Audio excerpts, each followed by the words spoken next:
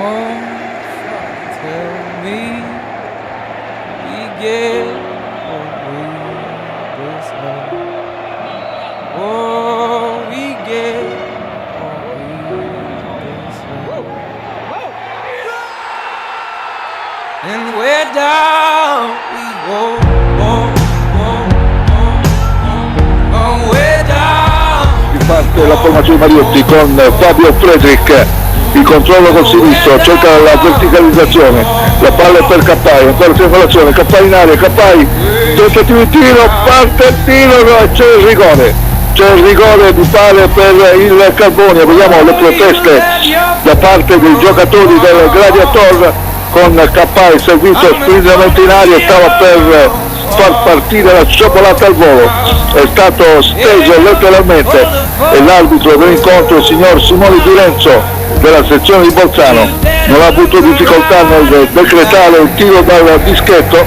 Tutto pronto, Cappai contro Maione, la rincorsa da parte del bomber del Carbonia che ha l'opportunità di aumentare anche quest'oggi il suo bottino, buona ricorsa Cappai, tiro, rete, gol!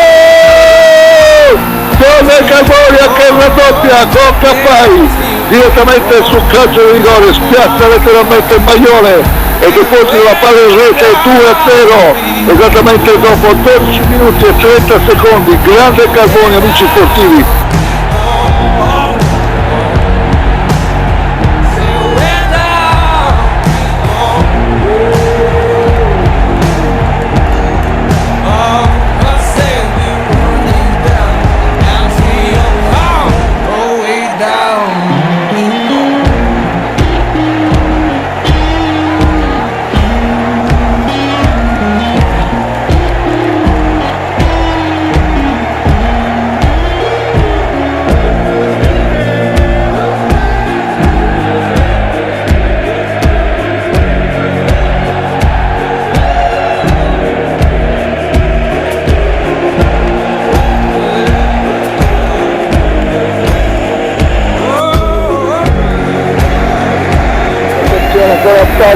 Gladiator, insidioso in aria, tentativo di tiro, palla ribattuta a Pires ed allontanata sui piedi dello scatenato Dianosi che parte in contropiede, Dianosi in aria, Dianosi, tiro,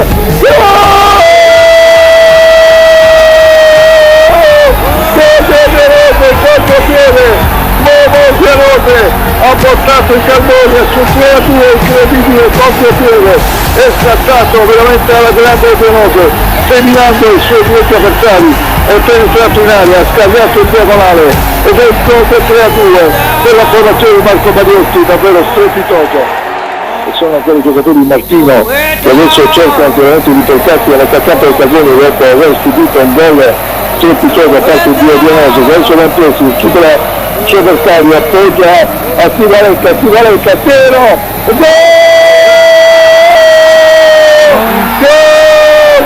Stivaletta che la botta dal vertice dell'area destra e palla a fin di palo, lui a fare per il piacere giusto.